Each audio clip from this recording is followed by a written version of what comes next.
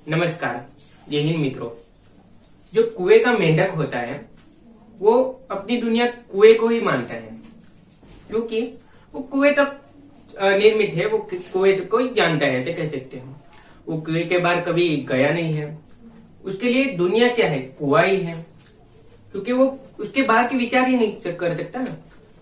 तो एक कहानी है उस पे कि बाहर का मेंढक है, वो कुएं के अंदर आता है। कैसे?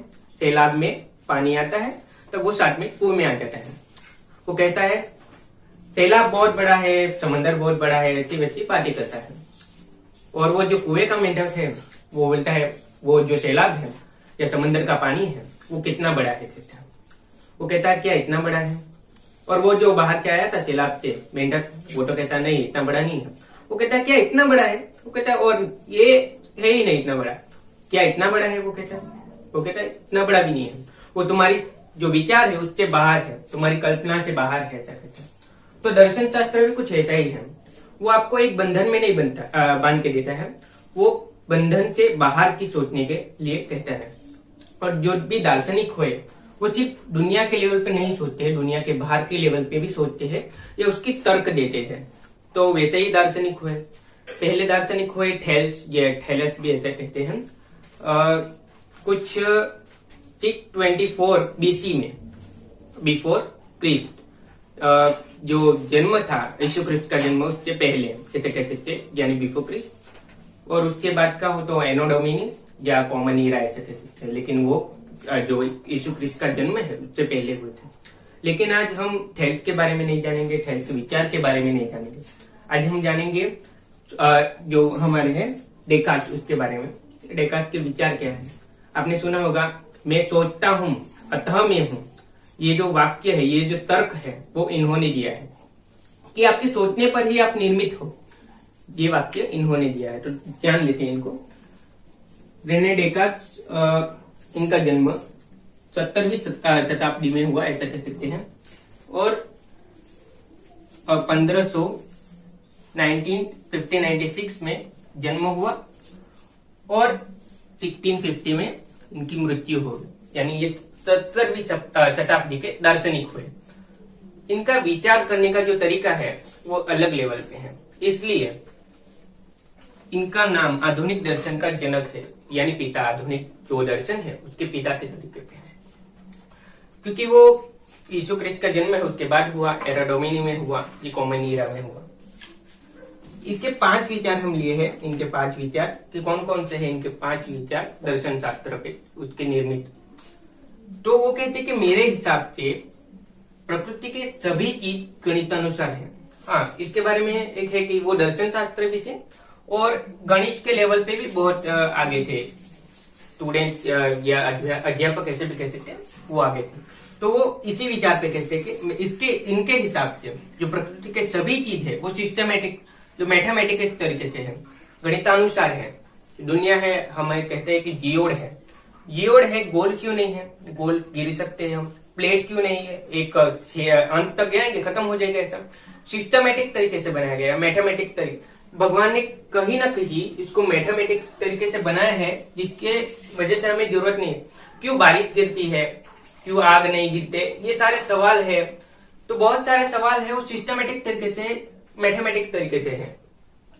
क्यों पंछी शाम में उड़ते हैं, सवेरे जो रात में नहीं दिखाई देते, ये सारे सवाल कुछ है वो मैथमेटिक तरीके से है। यानी गॉड ने कुछ तो मैथ का इस्तेमाल किया होगा ना, तभी तो दुनिया बनी है और बहुत सारी चीजें बनी है।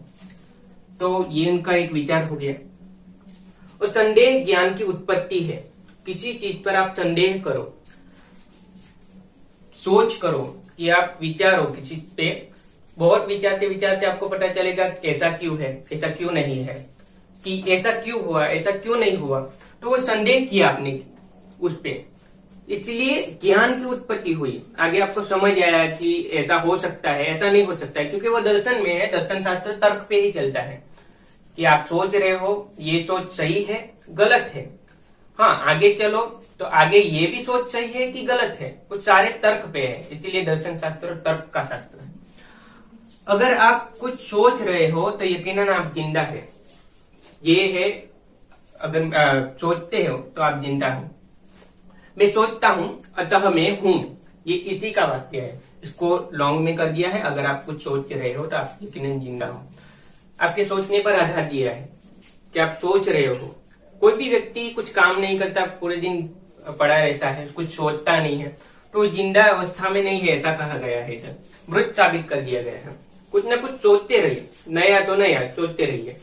उस सोच को विकसित करने के लिए आप संदेह कीजिए उस चीज पर कि ऐसा क्यों है, ऐसा कुछ क्यों नहीं है। ज्ञान की भी प्राप्ति होगी, ज्ञान में भी बढ़ावा होगा। ये उस पे ही बेस है इसका। और मनुष्य के विचार के अलावा, उसके जो विचार हैं उसके अलावा उसके बस में कुछ नहीं है, उसके नियंत्रण में कुछ भी नहीं है।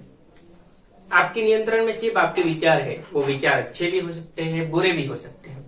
एक आपका विचार डिसाइड करता है कि आपका फ्यूचर क्या होगा। और ऐसा कहा जाता है कि विचार का भी बिजनेस होता है।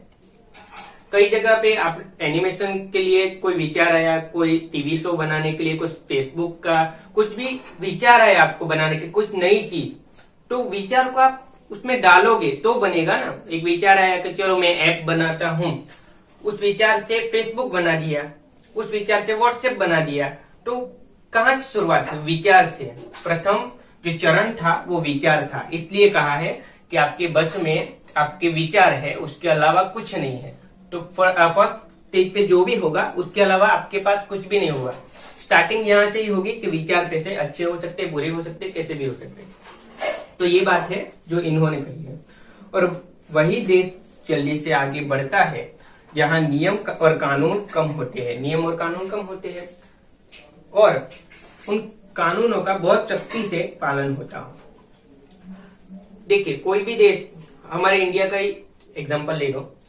कानून अगर कम हो जाएंगे, ठीक है, कानून कम रख लिए, लेकिन उन कानूनों का सही से पालन होना चाहिए। नियम कानून सही से चलने चाहिए। वो नियम कानून सबके लिए है तो सब उसके रिस्पेक्ट करनी चाहिए और वही मानना चाहिए, उसके हिसाब से चलना चाहिए। लेकिन कई बार देखा जाता है ऐसा नहीं होता है, कानून का भी भंग होता है। ये पूरी तरह से नहीं है कि उसका सख्ती से पालन नहीं होता, एकदम फिक्स तरीके से पालन नहीं होता, कुछ कुछ नहीं देखने को मिलता है। लेकिन ये एक तर्क है, तर्क के हिसाब से सही मान लेते हैं कि जहां भी जो नियम कानून है वो कम होंगे तो कोई बात नहीं, लेकिन उन नियम कानूनों का सख्ती से पालन होगा तो वो देश आगे बढ़ेगा, बढ़ेगा और बढ़ेगा ही। तो ये तर्क की बातें हैं, पर्सनली ना लीजिए कि मैंने ऐसा कहा है ऐसे के हिसाब से। मेरे हिसाब से नहीं, रेने डेकार्त के हिसाब से है ये सारी बातें। तो आज हमने जाना रेने डेकार्त के बारे में, जो दार्शनिक थे और आधुनिक दर्शन के उसको पिता कहते हैं, जनक कहते हैं, उसके बारे में जाना। अगले वीडियो में कुछ नया जानेंगे, कुछ नए दार्शनिक के बारे में जानेंगे। तो आज के लिए बस इतना ही रखते हैं, मिलते हैं अगले नेक्स्ट वीडियो में।